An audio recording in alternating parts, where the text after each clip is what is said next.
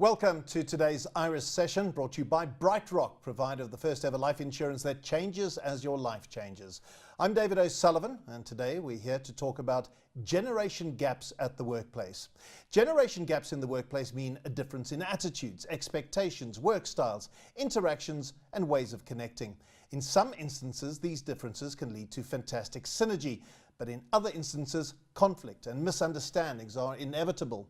How can millennials, Generation Xers and baby boomers gain a better understanding of their differences? And more importantly, how can these differences be applied to optimize workplace dynamics? Well, today we're joined by industrial psychologist Estie Ruurt, as well as advertising entrepreneur and expert Stu Stobbs.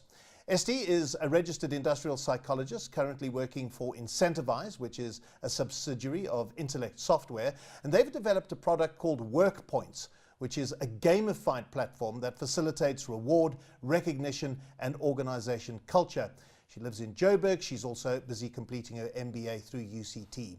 Stu Stobbs has been in the advertising industry since the 1990s. He learned the copywriting ropes at FCB. He then moved to Network BBDO, where he became creative director. These days, he's the founder of 1886 Advertising, where he has 45 staff who work on a wide variety of brands. He's won numerous local and international awards, including Cannes and Luries, and he's judged extensively, both locally and abroad. And welcome to both of you. Thank you very much. Thank you. I've said there you've been judged. I think you are the one who does the judging rather than we judge you. I think I get judged as well, you know, I mean, look at me, come on. But now, when do you find people will judge you and try and pigeonhole you and looking at you and go, well, he's not a boomer, is he a Generation X, a Y, or a Z? Based on your style and your dress? I think they more say, is he a chicken or is he a human or what is he? More so than anything. But yeah, so yeah, obviously how I look makes people consider and wonder what I'm all about. But yeah, it's all about being creative. So do you feel you belong in any of these categories of millennial, Generation X, Y, Z? Not really. I think because our business is, you have to constantly keep reinventing yourself and being applicable to various different target markets. You have to try and think like everyone else. So yeah, I don't think I'd fit too much into them, no. But that would be a good thing for you, wouldn't it? You wouldn't want to be pigeonholed. Absolutely. And it just seems to me the way you behave is basically saying, don't even try and pigeonhole me. Sure, You'll just adapt in another direction. Sure. Estie, for you, do you feel you're in one of these categories? Do you belong in any of them? Because we're not going to say, reveal your age, please. Reveal my age. I'm borderline in any way, so I am between Generation X and Generation Y. No, but I don't think I fit into any one specifically, but I do tend to embrace the technology, yes, as Generation Y millennials do. But I do think I'm a bit more old school like that in general, so perhaps a bit more Gen X. I'm going to ask you to define all these generations for me, but I always thought that the generation above me, the older people, were the baby boomers. In fact, my father-in-law, who's just in his 70s now, he describes himself as a baby boomer, the product that came out of the World War. They were the people born after that. Yeah. And then I look at your categories and I find myself, I'm just sneaking into baby boomer because I'm 53. But I don't feel that I belong there. When I look at the other definitions of the millennials, I certainly am too old to be a millennial. I can sympathize, I can empathize, I think is a better word, empathize with that kind of generation. Explain to me what a millennial means. Is there a hard and fast definition? Sure, I don't think there is, and I think it's important to know that the descriptions for generations are really broad strokes. I think there will be many people that feel that they fall into more than one category.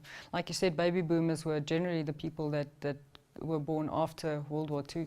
But the big thing with millennials, and the reason why they are the main focus at the moment, is that these were the guys that really got used to technology in a big way. They were transformed by technology. Their whole way of thinking was transformed by technology, and that's the reason why we focus on that, because that's a massive gap in relation to Gen X and baby boomers that tend to be in key positions in organizations at the moment.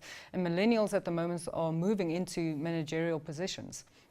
So with baby boomers, for example, and Gen X, these were the guys that really focused on job security. So they tended to go into a specific career or a specific job, even a specific company, and they kind of just made that their career and sat there.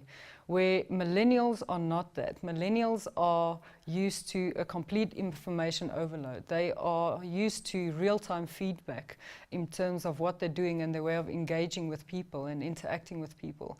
So they also tend to have multiple jobs at the same time and also change their careers quite often.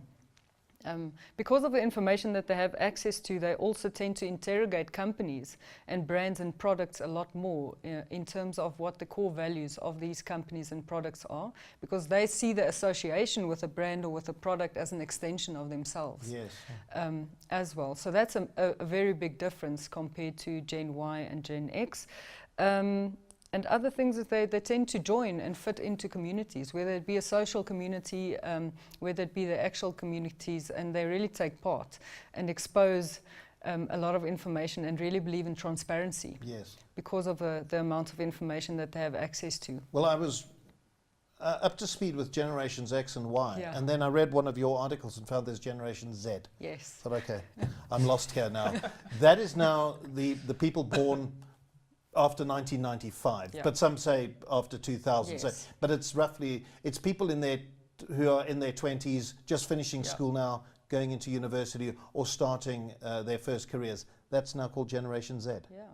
So a lot of focus has been on millennials, but the fact is that Generation Z is almost in the workplace at Yes. the moment. The oldest people should be around 21 at the moment, but the bulk of them are teenagers at the moment. So they're at school, and they're still solidifying their key traits. I think there's still a lot that we need to learn about them, especially in the work environment.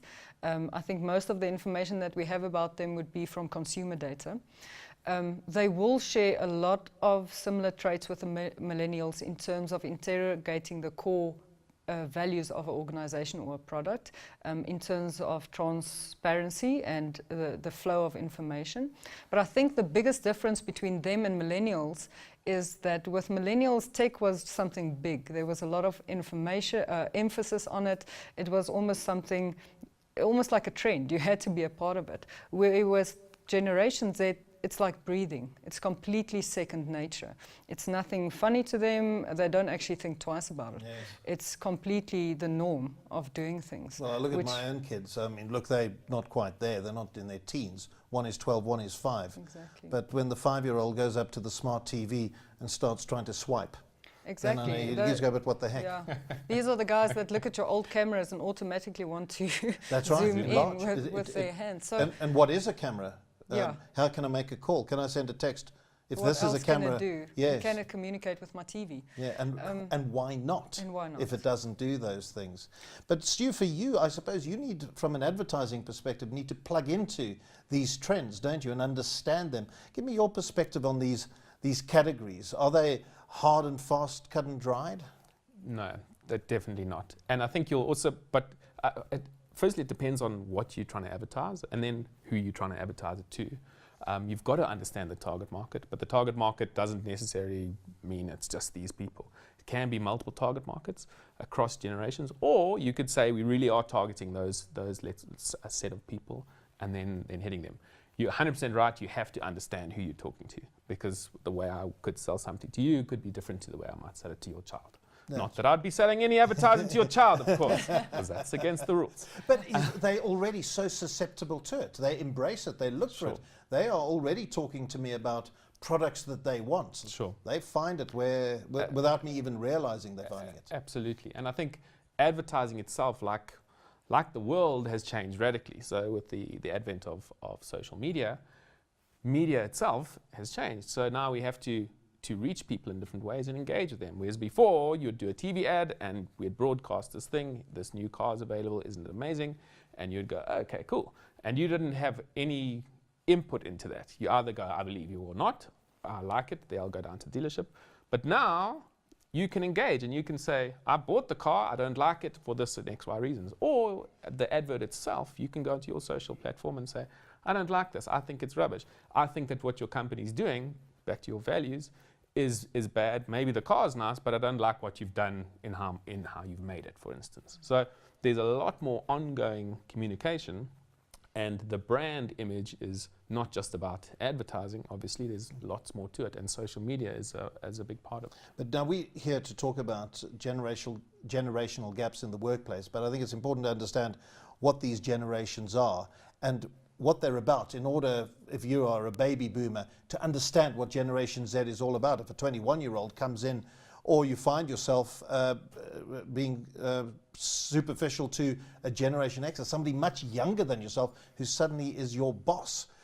So if we could look at the kind of traits that they have, and I think, Esther, you've pointed out a number of them for us, but Stu, from your perspective, if you're talking to Generation Z or Generation Y, what is it about their characteristics that you will identify in order to communicate with them from an advertising perspective? So I think, again, the generations are fairly broad. I suppose like a horoscope, you can't just pigeonhole them into one thing. So often for us, it's important for us to do research and really understand the target market. The broad target market, yes, and it's that generation, absolutely, and the general themes are X, Y, and Z. But it's to do some research and to really understand those people, talk to them really, and also the target market, it could be quite a localized thing. Up here in Johannesburg may be different to Durban, for instance. Yes. Or if you're working internationally, how is it in Europe different to here? And there are quite some differences. I found, Esther, a point that you made that was very interesting is about the loyalty.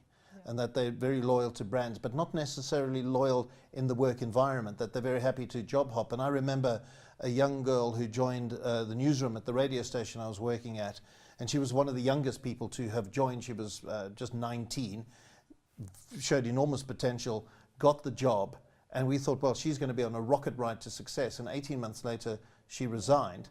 And I said, well, what did you hate about the job? She said, well, loved the job. Yeah. But why are you leaving? Well, it's time to go. Yeah. I said, but there is so much for you to still learn. No, time to go to another place to learn other things there. And I was just so appalled by this until I realized that's actually a trend. That's nothing. Sure. She didn't see it as unusual, and nor did anybody in her generation. And that's something we have to understand in the workplace, don't we? Exactly, and I think it's important to understand that millennials don't see the fact that they job hop as being disloyal to the company. They merely move on to the next experience, or they want more exposure, or they just want to explore a bit more. Yes. So it's not being disloyal in their mind.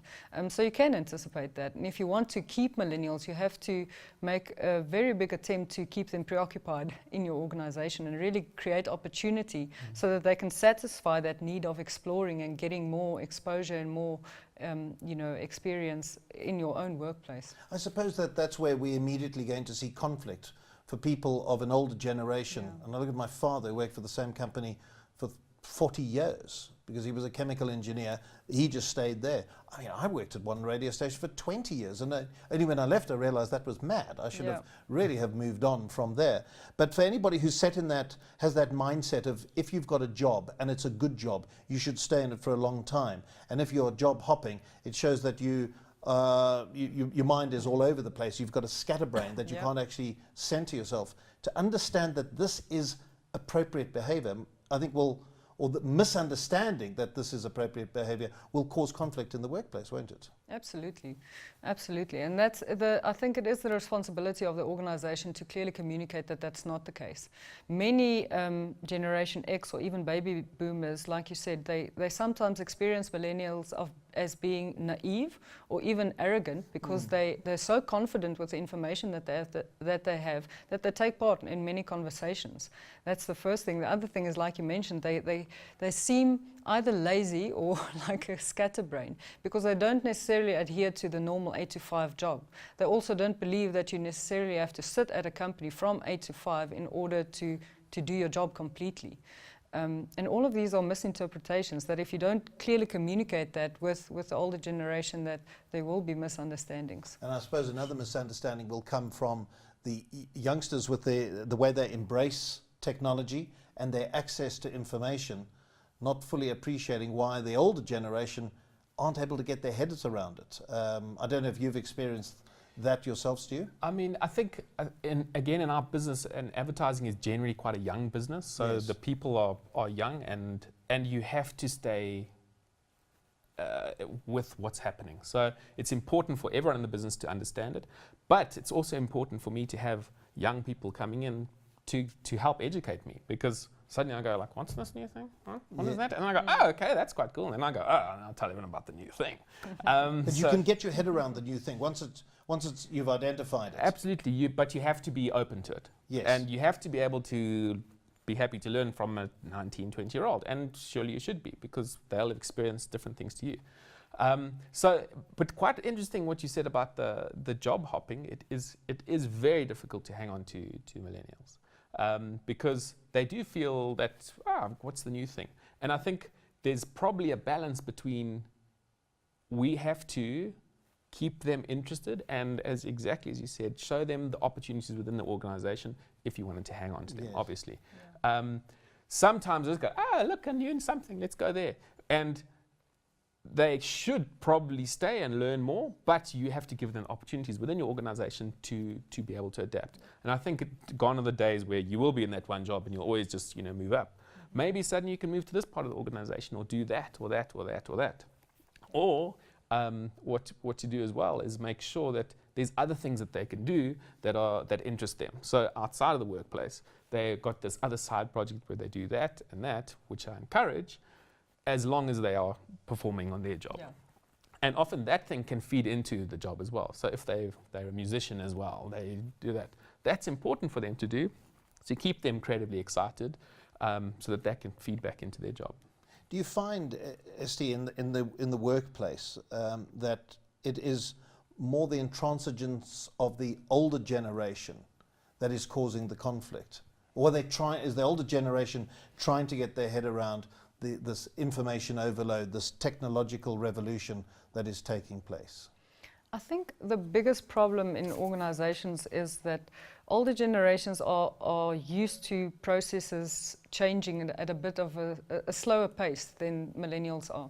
So communication is a big issue. For example, in the same way that you mentioned previously, that millennials are used to engaging with the total environment. So if you have an organization that communicates information way too slow, or they don't get real-time feedback, or they're not able to give their opinion within an organization, then they become disengaged. So I think the biggest problem is that although the older generations might be embracing it, it's sometimes a bit too slow for the millennials. Well, I've just been having a technological problem here. I've been trying to get my iPad to give me some information that I wanted to use, and it kept saying to me, Siri kept popping up saying, how can I help you? Siri, can you please shut up? I don't want to go near you. And eventually I got there, and I'm sure any millennial will be having a good chuckle, because I embrace the technology, I know how it works, but how did that thumbprint issue? A swift kick, I find, always helps. But I find, look, I've got my papers here, but to prove to you that I am embracing the new way of things, I've got my iPad as well. I just found, and this was a great example for me, it reinforces my belief that a piece of paper works better than an iPad. I will access information there, but if I need it easily, I can find it so much better. Yeah, but there's some pages I didn't print out. Because the printer then wanted a whole lot of questions about the kind of paper I was using when I reloaded it. I don't have time for this. So let's just use the iPad. It was the issue of the work points. I mentioned right at the beginning of the show, this idea behind work points. What is it? How does this work, this gaming idea with work points? So the idea behind work points is to bridge the gap in diversity in an organization. So we're trying to create a platform that employees can engage on that's very similar to what they're used to. It's got a very strong social network feel to it, and then the organization is able to communicate information. Any employee can go onto it and see what's been happening in the organization in real time. In real time, they're also able to give recognition to any of their peers for doing something cool or contributing to a team, and they're able to receive recognition as well, for which for millennials is obviously a big thing because they're used to instant gratification, instant information, and in real time. So, gone are the days of, and I know it's changing now for performance management systems on an annual basis. It just doesn't make sense anymore. So WorkPoints as a system is enabling companies to drive the culture that you want by breaking that down into habits or activities that people can take part in, and then it's gamified to make it to make it really fun. You Can can you explain receive gamified? That was a new word for me today, gamified. So gamification is basically turning anything into a game, Okay. just as the word says. So if you think of loyalty platforms, that's all over the show at the moment, you can receive points for exhibiting certain behaviors within the organization. You can award other people with points. You can build up towards a goal. There's always a leaderboard to encourage friendly competition within your teammates and with your colleagues. And then you receive points for exhibiting certain behaviors, which you can then spend on an online platform, a reward store that we have with all of the big partners. And you have a variety of choice, and you can choose what you want to spend your points on, whether that's instant gratification, buying something for lunch, or if you want to save up and buy something big. I find myself, I understand why that would have appeal Yeah. to millennials. Doesn't have appeal for me, Yeah. but I'm the wrong person. I would need to get my head around it, because I'd be saying we shouldn't be playing the games. We shouldn't be having this instant reward, but I don't belong in this generation that requires that. Do you find that there's a resilience from boomers to this kind of setup? I think the biggest resistance that we find is that people tend to say that you shouldn't be incentivized for doing your job, right? Okay. So that's the biggest form of resistance that you get from older generations. But it's supposed to be more than that. You can set up the system that you don't receive points for anything. It's about the immediate communication and the feedback that it enables with your team. So a lot of managers in older generations love the system because they are able to give a virtual high five to their team for doing something really cool, and encouraging that culture within the team of, saying thank you, saying well done, taking part, helping out. And the focus is really on building that culture. Is it similar to the kind of feedback that you're getting from, and I know Facebook that's for the older people, isn't it, these days? It's Twitter and Instagram, and those are the social networking technologies or apps that the newer generations want. But it's all about how many likes you got and how many shares you got. That's all important, isn't it? Yes, so WorkPoints as a system doesn't really have the likes and the shares. It's more about just knowing what people have been doing. It's that feedback that you're getting. It's the feedback. And so likes and shares are a way of feedback, exactly. aren't they? But you're just doing it in a different way. In a different way, and knowing what's going on, because on any social network platform, you always have a visibility of exactly what's happening in real time. And sometimes companies lack that, and millennials experience that as either lack of transparency or just not knowing what's going on, or outdated systems. So this just facilitates the communication more than anything, and the awareness of what's going on. But for you to develop something like this means you had a very clear understanding of what motivates and what drives millennials. Actually, the platform itself is based on behavioral theory that actually applies to all generations. It's human behavior. The moment that you, and this advertising knows this very well, the more people are aware of certain things, the more you're able to create momentum towards it. People apply to social comparison. If my entire team attends social functions or attends training and I'm the only one not doing it, you're more likely to then go and do it.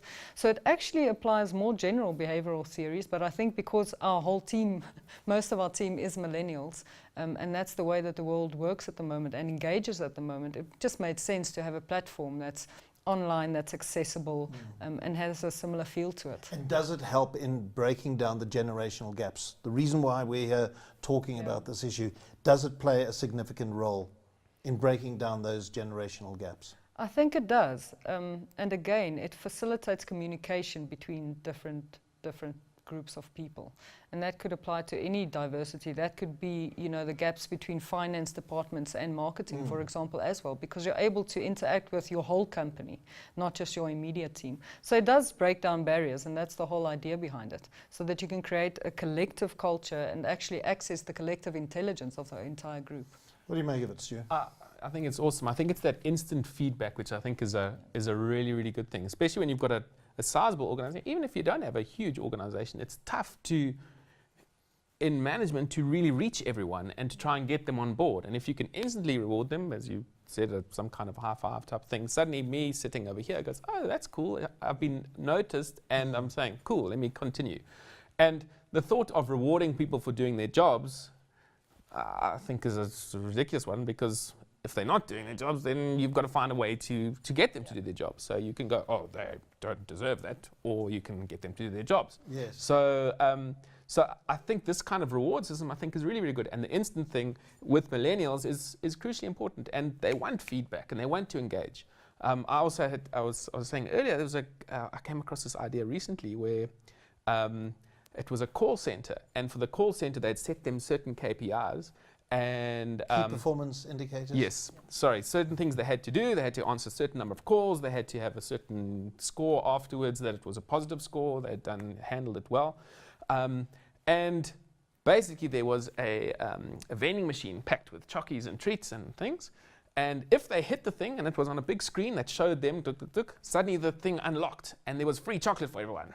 So it was this instant reward, and we can all get fat. Yay. So well, might have had some collie mash for the Banting people. Absolutely, exactly. There were healthy options too.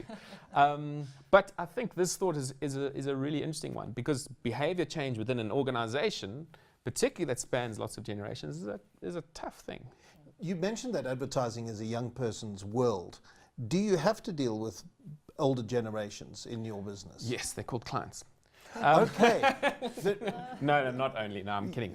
But I think that would be very important, because you're going to pitch an advertising campaign and you're going to use all the methodologies and all the technologies that a Generation Xer believes in and understands, and you're going to a boomer saying, this is going to work for your company. They're going to say, forget it. Absolutely. So one of the big things is often the agency and the client and the target market, or often they're not the same thing. And you've got to constantly take it back to going, who are we talking to, who's the target market, and what's going to excite them? Does a new Snapchat filter excite them? It may not excite the client, it may not excite someone at the agency, but it may really excite someone who's the target market. So therefore that's the right thing. And therefore you've got to try and judge the work, the idea, the whatever you're going to do on what is the target market going to enjoy or relate to. But also getting somebody, a prominent person who's of an older generation, to say, Twitter is your friend, and you will be able to access a lot of people. A lot of people will have access to you through Twitter. But if they don't understand the technology, they're just going to rebel and say, I don't see the value of this. So how do you get the technologies to work for somebody who doesn't understand the technology? So I think as we all know, technology has had a massive impact on all businesses, and massively in our business as well. And we have to constantly change. I think before we could go, okay, we could grow our knowledge, but all the time we need to be educating ourselves on what's happening with technology, because there is something new popping up all the time. And so clients also need to be educated, as do we. So we take it onto ourselves to educate ourselves, and also bring clients along. So if there's something new, we could say, check this cool new thing, and tell them all about it. And obviously for us to demonstrate that it's going to work with the consumer, then we could do some kind of testing and say, how does this work? You guys really enjoy the new Snapchat filter, blah, blah, blah. And then we show the client how it works, and they can judge it. Oh, okay, yes, I see. Okay, so there's quite an intense, doesn't necessarily have to be intense, but there's an education process that takes place. And you were talking about you as an advertising agency dealing with clients. Within the organization, though, where you're a creative team all coming together, do you have a situation where you've got the boomers, the older generation, and the younger generation now pooling ideas, where suddenly they're not able to talk to one another because there's this generational gap? Not really. To a degree. So, I mean, our studio runs from, some people are about in their 20s, but most people are in their 20s and 30s. I'm one of the oldest. My partner is slightly older, but I'm 42.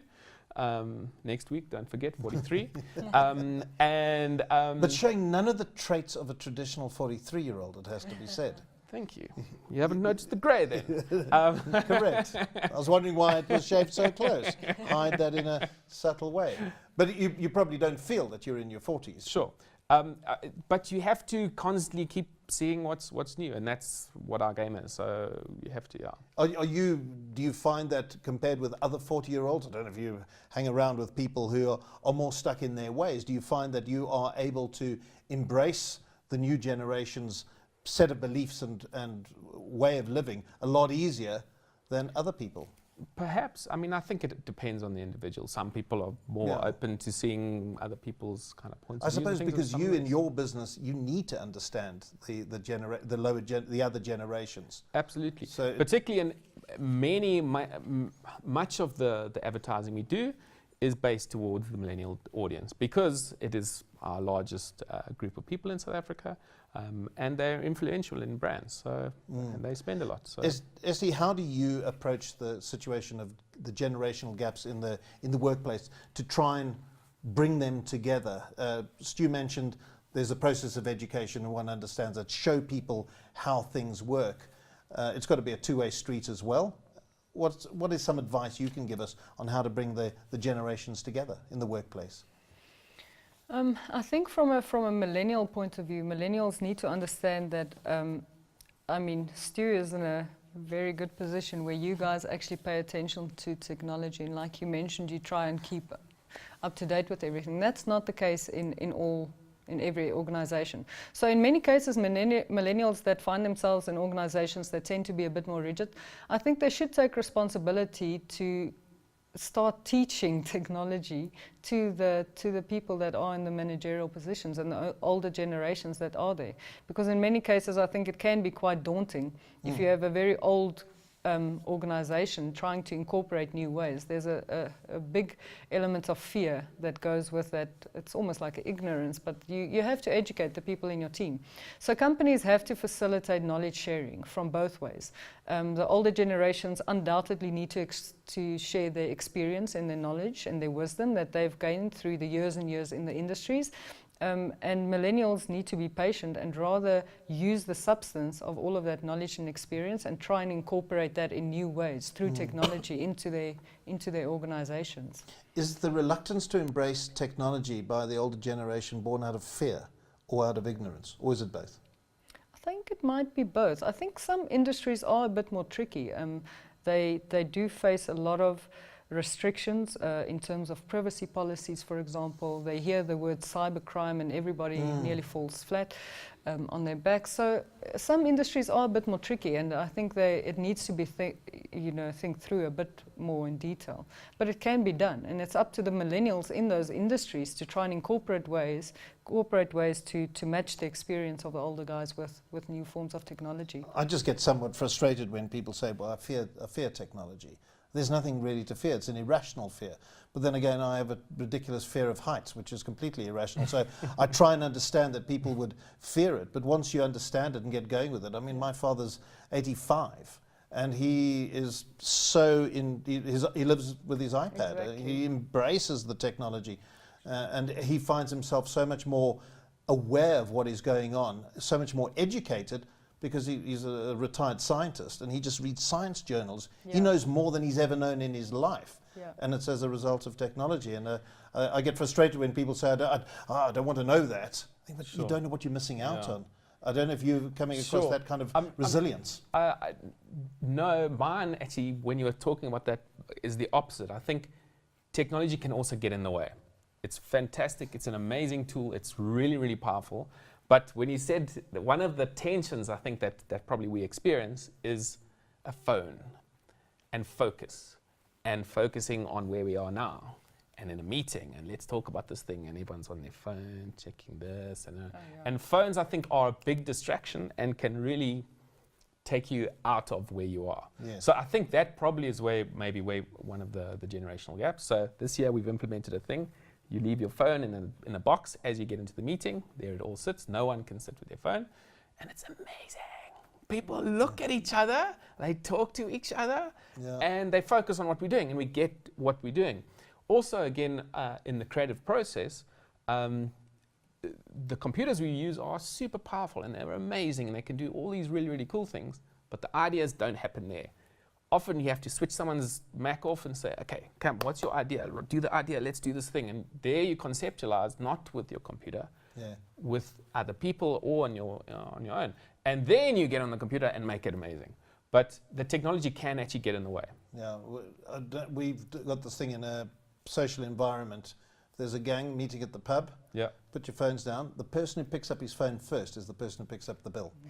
And you can just see, just desperately trying, because they see the screen light up. There's a message. They need to have a look at it. Isn't it amazing, eh? But you're not going to now. And if you turn yourself off from that, suddenly there's so much less stress. I was like, and you don't, because why is that message more important than here? But it is, and then you're like, But it's very interesting how technology has resulted in lessening of social interaction, where you want to say to somebody, instead of texting each other all the time, just pick up the phone. Your conversation, it will go like this. Yeah. It'll be the fastest thing. Do that rather. But then I feel I'm being a fuddy-duddy. And I wonder if that isn't me putting up a barrier between myself and the younger generation, that I should actually just shut up because that's the way they want to behave. What are your thoughts there, Steve? I think there's a lot of truth to it, that there is obviously millennials need to pay attention to that, because the rate at which information flows makes them a bit more, you get a bit of an ADD case in meetings, for example. So millennials undoubtedly need to learn patience. They need to learn patience in terms of building careers and all of those things as well, because there's a disconnect at the rate at which they receive information and actual execution. And that's something that they need to learn in organizations, that you might get the idea really quickly, you might get, the idea is really quick, but then putting that into practice takes a lot of hard work, and you actually have to commit to that. And sometimes you have to commit to conversations that's not just 150 characters long. Yes. And it needs to go back and forth. Isn't and it it's 140 not just, rather than 100? I would love another 10. it's not just giving, posting your opinion and that's it. There's an engagement that needs to happen. And that's why that's such a great idea with the cell phones, putting it down every now and again and just having a normal conversation. And I think you just miss out on nuance, and emojis don't do the trick. If you want to say, I'm joking, and you've got to put a little winky face. You have to force the people to go deeper into a conversation as well, not to stay at the superficial 150 character level. That's right, and I just wonder sometimes that we really are missing out on the power of conversation, because we are communicating emotion through little faces rather than the non-verbal cues that come on through facial expressions. You don't use the unicorn enough. Come on. Yeah. Or the smiley clown. Yes. My wife knows. I will not use emojis. Yeah. I'll write out the emoji, just joking if I want to. Or if I think, well, this message isn't having the nuance that I want, you know what I'm going to do? I'm going to make the phone call. That's a much easier way to do it. But so that's obviously a difference between generations as well, where older generations can't imagine that you can form a real engaged relationship just over text or just over social media, where the millennials feel that they can, and Generation Z undoubtedly can. That's what they're used to. It's a form of a real engagement where you build trust with a person as well, even though you have limited characters to do it with. Well, or perhaps you've never met them. So your social circle, I suppose for us when we were growing up, it was about the people that we knew at school and all that. Whereas the social circle now, in many people, is those people, then their Facebook friends, and then their Snapchat friends, and their WhatsApp buddies. And it's this big group, and some of them they've never met. But they're still important to them. It's not like they're not important to them.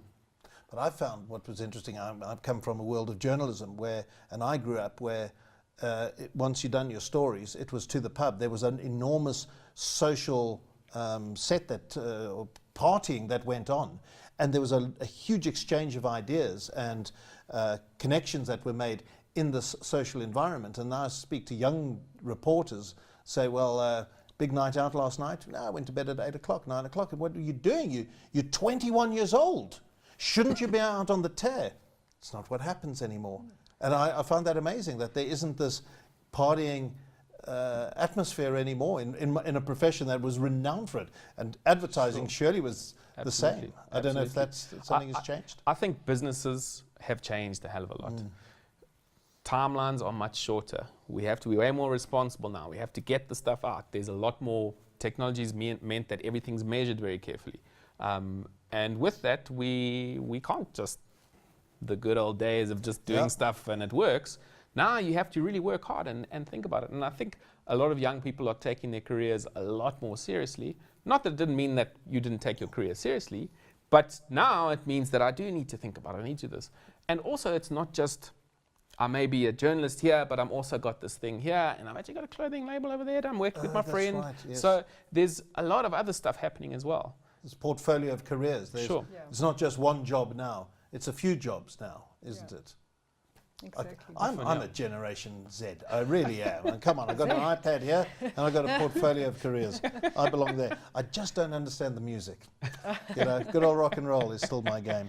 We're almost out of time, Essie, and I want if you could give us some advice for companies, for people watching this, they in a workplace environment where there is a spread of generations and there's conflict. We've spoken about this need for education, we've spoken about the need for communication, we've spoken about the need for understanding. Even if you can't get your head around it, at least understand that's the way they do things. Are there any other issues that advice that you need to give to people in a workplace environment? I think the biggest thing, and I think this has been around for ages, is always communication. You have to be able to adapt your organization's communication to meet the generation that's in it. And not only with millennials, but with older generations now who have bought into the whole technology thing as well. You have to be able to share information. If it's not completely in real time, it needs to be very close to real time, and it needs to be very transparent. And you have to allow people to engage with your processes as well.